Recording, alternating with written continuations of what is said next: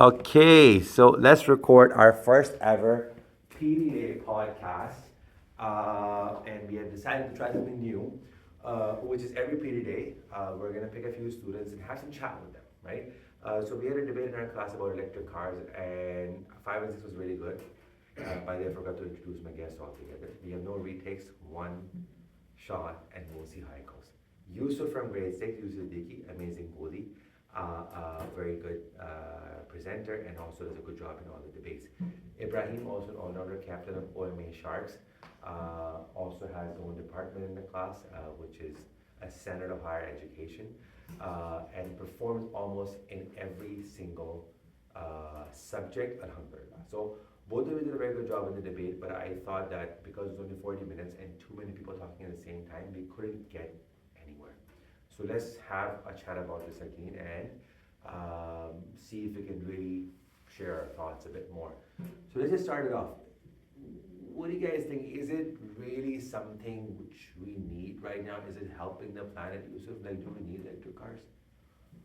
For as currently, no, because we're not intellectually and morally not ready for it yet. Because we might panic when it's driving and another car goes by. We try to control it, and it's kind of just retreating.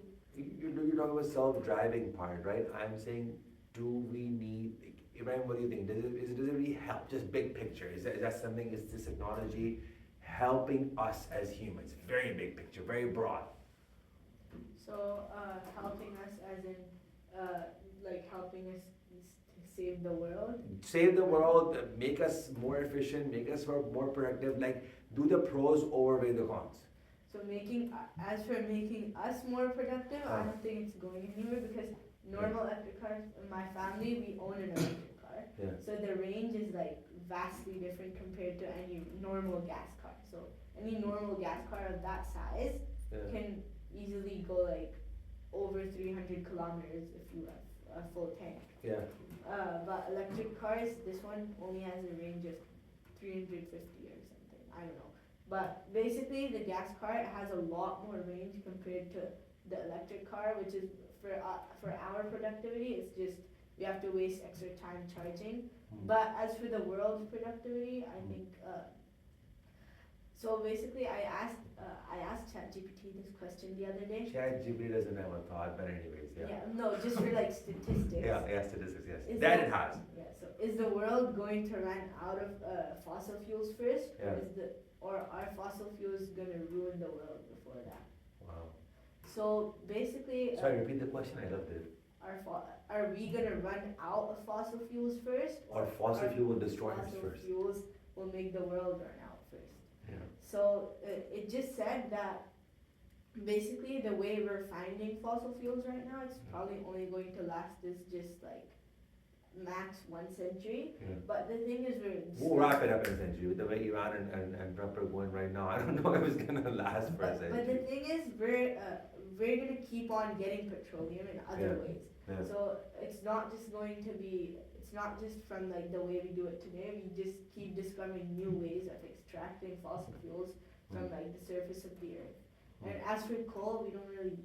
The only reason we use coal nowadays is for like power plants, which we have different renewable energy sources for that. So as for fossil fuels, we're not going to run out of them for like at least a few centuries.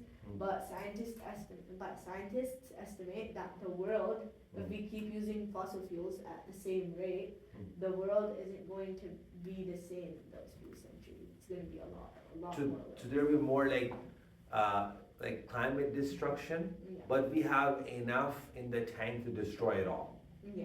Okay, that's a very good analysis. Yusuf, same question to you. A genie comes, makes it the most ideal electric car. See, there's different problems right now we're solving, right? I personally think that the one problem we can solve, make people agree on an objective moral structure, that is what we need. But is this something which helps humanity grow? Don't worry about it getting into an accident or being hacked. A genie comes to you and says, I'll give you the most ideal electric car possible. Do you want that? Do you see value in it? Yes, I see value in it Okay. because it has yes, it's not performing right now, but it has potential. If we somehow convince humanity to actually follow it, then the short-term impacts will be there. But speaking long-term, there will be a lot of positive changes. Like global warming will go down, and many and yeah. Many other which I say many other issues which when it comes to achieving these green earth goals, right? Like what I was thinking, if a genie comes to me and says that I can make you the best music album ever, which humans have never heard before, I would say no thank you, because I understand that music does not has more like cons in terms of it being more delusional versus actually adding any value to our life, right? Now the second thing I want to get into. Ibrahim actually covered it very well. I'm still like lost in thought that we have enough to destroy it and we don't have to worry about that. We have to worry about more what the fuel is doing with the destruction. Why does that happen, Ibrahim, that every time we have some sort of initiative when it comes to improving the planet, could be electric cars, could be what those the written signs, the green roof, or what is that? Living walls, or recycle jerseys made with recycled material, they all become a fashion symbol, a status symbol. Who has Teslas? Not people who care about the planet. I mean, to be very honest, people who care about the planet for me are the people of God, right? Could, even if it's someone who's misguided about the understanding of God, but has some spiritual connection, I don't see those people driving Teslas, right? And obviously, I would say Muslims. What I'm trying to say is that there's a certain class that drives a Tesla or other, well-established electric cars. Green walls, you only see them in very expensive luxury house. Same with green roofs. Recycled jerseys are only worn by celebrities. Why is it that we always turn this into a fashion thing, right? I think, in my opinion, I'm not sure if it's correct, but I think what happens is like. Assalamualaikum. Can I have Ahil, Arham, Amin, and Abdullah Amir? Your ride is here. Ahil, Arham, Abdullah, your ride is here. There we go. So what happens is if someone comes up with like a new green thing that people are gonna use to save the environment, what happens is like people think most people don't really buy it. Yeah. They just think it's all just something. Yeah. It makes no impact in my life. It makes no impact on their lives. Yeah. They don't really care. Yeah. But since like everyone's doing it, they want to show themselves as good people. So if they want to show themselves as good people, they buy those things and portray that they're helping the environment in some way. Now, to be honest, I'm not one of those people who think like recycled jerseys will really do that much in But they saving the look cool environment. though. You agree with that? Yeah. Yeah. It's like having a little logo on your jersey. It makes you look like you're from the modern day. Yeah. Yeah. You're not old fashioned. You're not old fashioned. There is something about it. Like you can walk it, you can wear it and walk it to a restaurant and I don't know inside the mall and you seem like you matter. So like the real meaning of the recycling, it gets lost, just turns into a trend. In the trend. Yusuf, do you think celebrity endorsement kind of plays a role in that too? A lot of celebrities really push these green initiatives, right? And obviously they're rich people. Do you think that makes a difference? Like, I don't know, Shah Rukh Khan all of a sudden comes and says, I'm gonna wear only recycled material from now on. People start doing it, but he can afford those, normal people can't. What do you think? Yes, because obviously there's prices, but again, I'm just going to use an example real quick. When Ronaldo was sitting at a conference, there were 2 Coke bottles in front of him. Yeah. He moved them away and got the water. That statistically significantly lowered the prices of Coke. Yeah. And water actually went up. And people's water bills were actually going up, so it kind of made an impact. Do you think it was real, or it was like an act? Your personal thought. I think it was real. Yeah. Yeah. It's so hard to tell these days what is real and what's not, right? They're always putting off, these little stunts to make an impact. I don't know if it was real or not, but Or maybe sometimes celebrities might just do something out of like just reflexes or like just cause like he just wanted water at that Yeah. moment, Yeah. so he just pushes the Coke out and gets water because he probably drank. No. He made a statement. I think he said something too in that Yeah. moment. No. Yeah, he said drink water.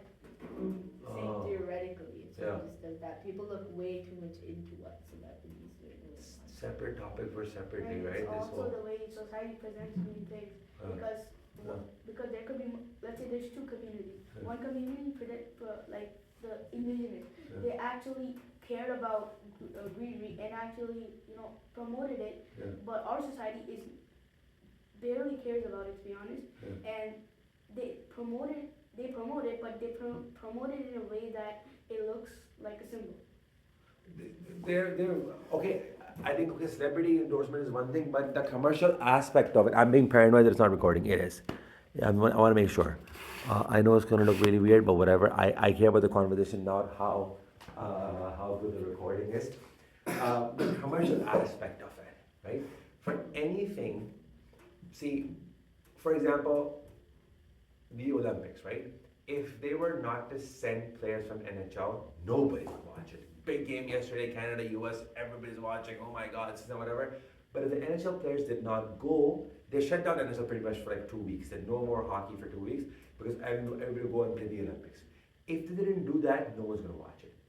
For anything to become like we live in a world where for anything to become actually Capitalism. capitalism, right? For anything to become viable or practical or actually doable, it has to sell. In order to sell, there's a whole loop again, right? What do you think? What are your thoughts on that? This constant loop. You want to do anything good, it has to sell. Like for example, there's this conversation we're having right now. We're just talking heart to heart from each other, and do we care about the planet or not? But for people to hear this conversation, if I do something obnoxious right now, I don't know, take my foot off and jump for a little bit, we might get more views than what we're gonna get, right?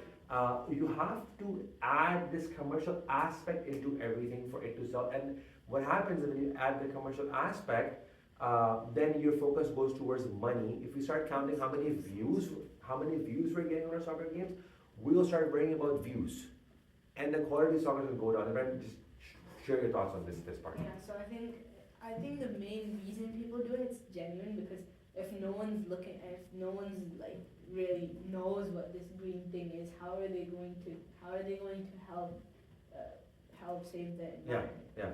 But I think they overdo it because they basically what happens is they go in a loop. So they invent this new option, like recycled jerseys, for example. Now they try to tell the other people to use that option. So and then when people are using that option, it's bringing in money. So that's where the greed comes in, and they just keep on making money, and the message itself gets lost. Why do we need recycled jerseys? And then the whole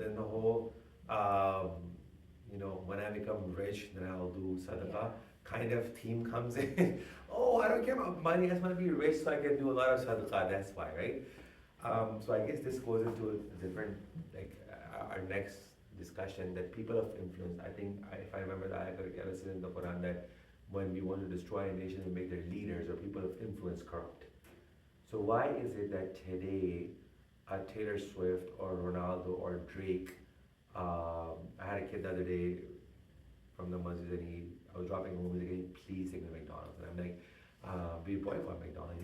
He's like, just please take me. I'm like, why is it, what is so special right now at 10 o'clock? He's like, McDonald's done some collaboration with Drake, so it has like some branded cup. I want to get Coke in that. I just care about the cup. So why is it that the kid coming out of Tarawih has,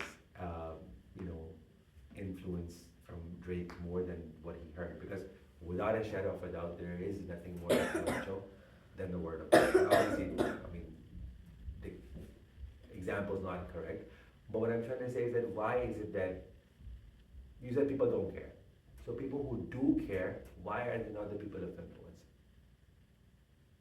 We know the celebrities, as we're talking, pretend a lot of times about caring about the planet, but they don't. But people who do care, why are they not the most attractive people? I know it's going to get difficult now, but Ibrahim, what do you think? So the thing is, the influence of the people depends on the people they're influencing. So for example, basically, if there's a prime minister or president of a country, Mm. the people of the country themselves don't support him. So he's probably going to have to step down and someone else takes his place. So people, they don't really want boring stuff like save the environment. They want the juicy things like for example that.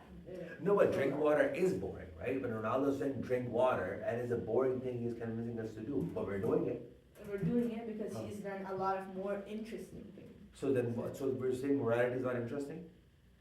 You have to be a boring person to be a moral person? Yusuf, Ibrahim, I'll come back to you. No, morale is not really something that can be defined in words. Okay. We You can have- define in actions though, right? Yeah, but you have to build up like a certain morale for people to actually look to it.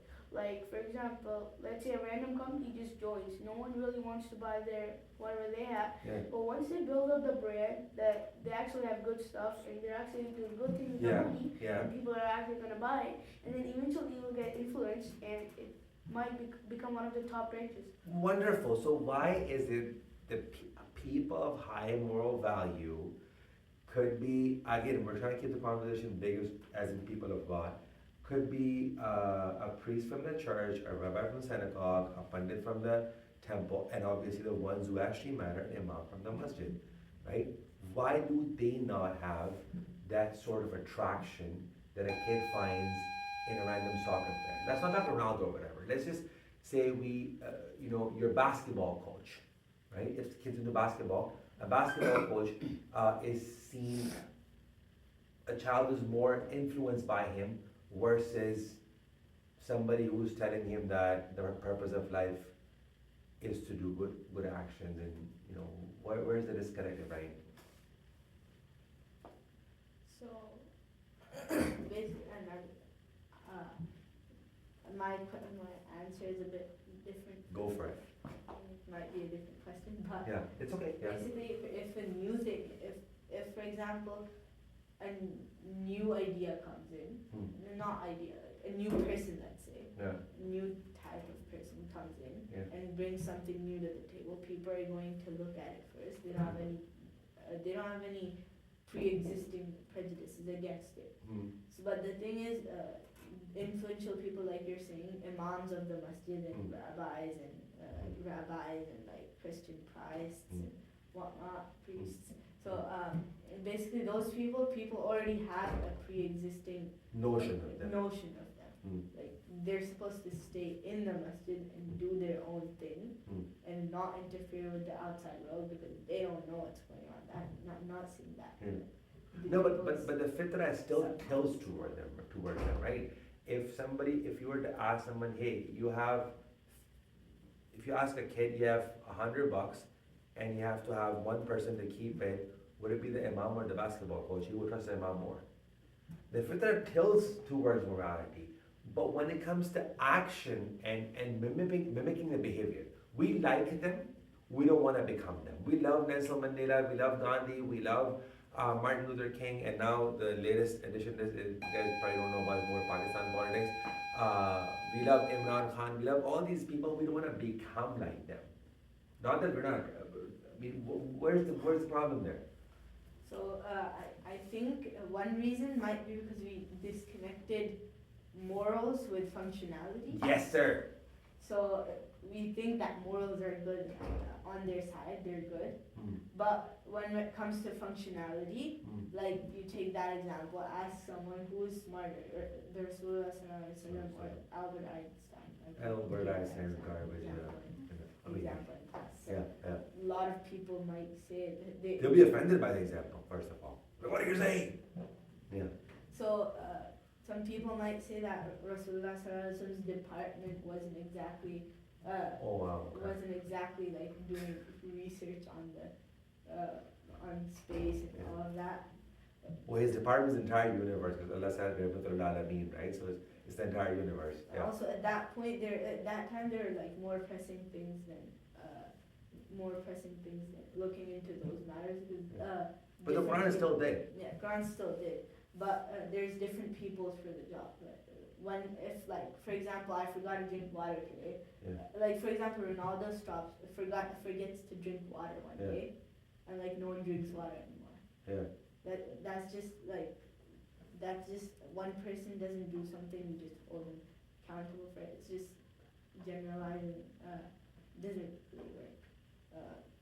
Back to my point, what was I saying? I forgot. What was it? We'll come back to you, Yusuf.